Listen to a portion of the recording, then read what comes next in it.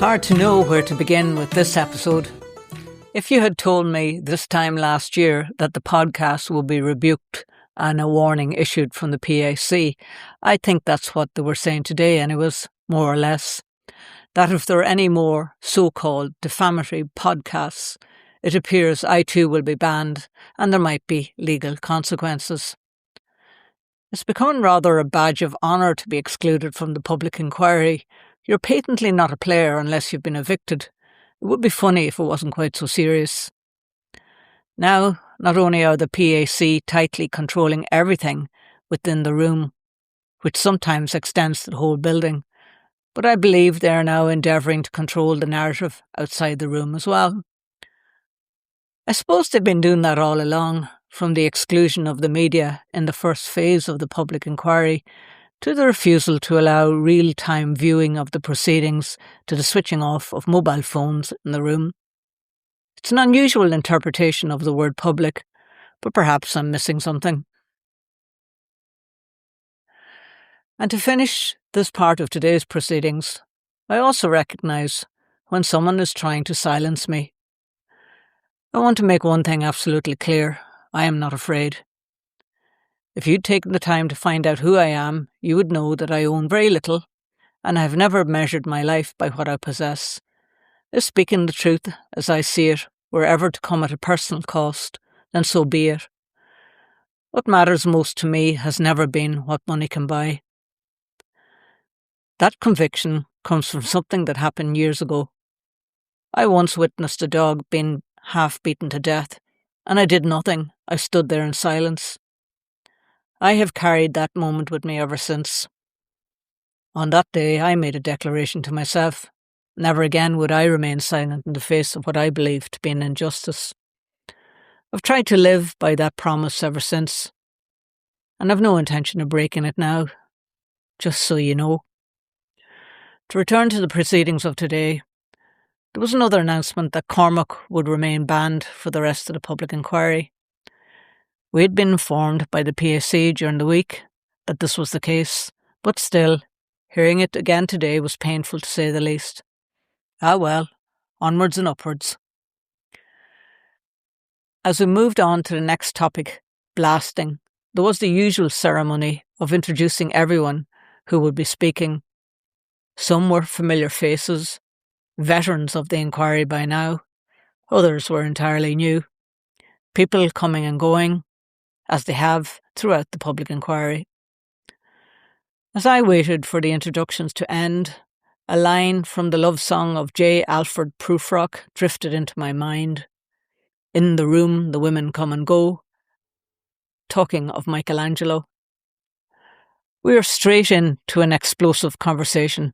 Apologies, I could not resist the pun. Dr. John Player, batting on behalf of Dalradian, was hard put to answer most of the questions fielded by the Commissioner. Mostly he didn't. But what we learned early in the day is that there will be 16 separate blasts in 24 hours, 8 in the morning and 8 in the evening, which is different from the twice-a-day blasting on the original plan. Over the course of the morning, again and again, new oral evidence was being presented on behalf of Dalradian, but I'll come back to this later. The second question asked, was there any explosives alternative assessment? And the answer to this by the applicant was no. During the course of conversation, we find out that bulk emulsions are the names being used for specific explosives, and that the daily quantities of explosives cannot be determined because apparently this is based on the mine schedule. It was ascertained by third parties that the data set produced by the applicant is too small to be reliable, that there is too little information for us to independently assess the predicted impacts, and therefore independent verification of their modelling was impossible. Again, during this conversation, we heard yet more new information from the applicant. Fagan, counsel for FODC, said that the information is needed to assess the vibrational impact at the point of consent. that the applicant keep reiterating that the detail is not really known, but it's okay, we'll sort it out in the conditions and with mitigation. Fagan went on to emphasise that these matters need to be dealt with upfront, not at a later date. Emmett spoke up about the human rights violations in relation to volume, quantity and timing of blastings over decades, all adding up to a human situation that would be intolerable. FODC has concerns about 2014 data being used, saying you need to do a trial blasting. It hasn't been done, and how can small trials provide for the much greater size of the mine? He also went on to say that there was little evidence provided that the proposed work will be completed within the recommended vibrational levels. That it was not obvious that it had been screened out, and here was yet another example of what has not been included in the environmental impact statement. He went on to explain that trial blasting should be undertaken prior to consent, that it was important not to be imposing conditions that they may not possibly meet or comply with, saying that the commissioners were missing large tranches of information about blast, vibration, timing, etc. And at some point, Dr. Player from Dalradian said, over time, our vibrations will get more beneficial to the community, whatever that means. Mary Brawley pointed out that primary vibrations were also dependent on the rock as well as the primary source, i.e. the explosives themselves. That vibrations would come from heavy machinery also. And we also learned from our esteemed colleague Dr. Player that mines make more waste than they do ore.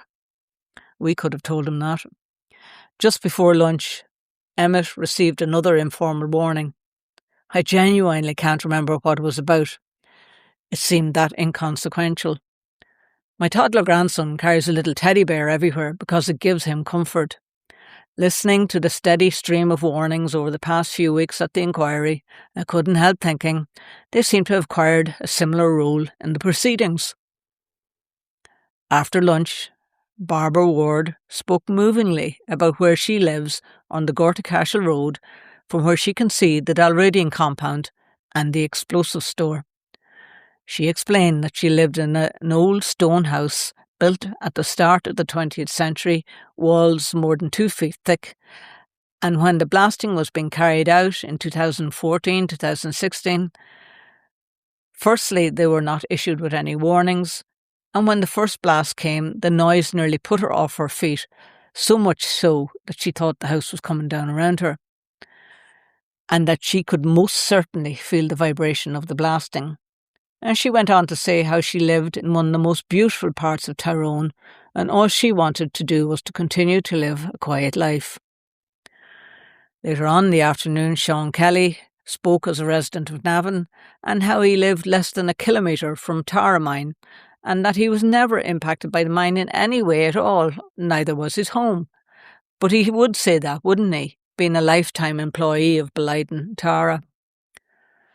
Conor Fagan for FODC returned once again to the subject of the amount of new information being raised orally and that third parties ought to be given a chance to respond.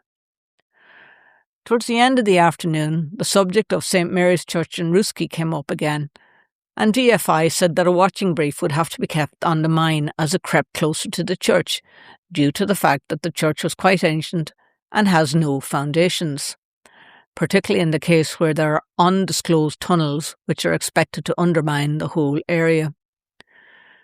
One other new piece of information that we heard today was that there would be 42,000 tonnes of ammonium nitrate used for explosive purposes over the life of the mine. The quantity of ammonium nitrate proposed for explosives use could amount in crude TNT equivalent terms to more than the explosive yield of Hiroshima and Nagasaki individually. But unlike these bombs, this would not be one single explosion.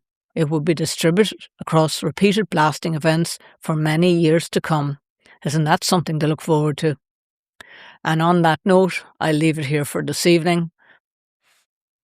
If you have any thoughts on what you've just heard, we'd genuinely love to hear from you. Whether you agree, disagree, or have something to add, please leave a comment. We read every one of them. Thanks very much for listening, and we'll see you all again soon.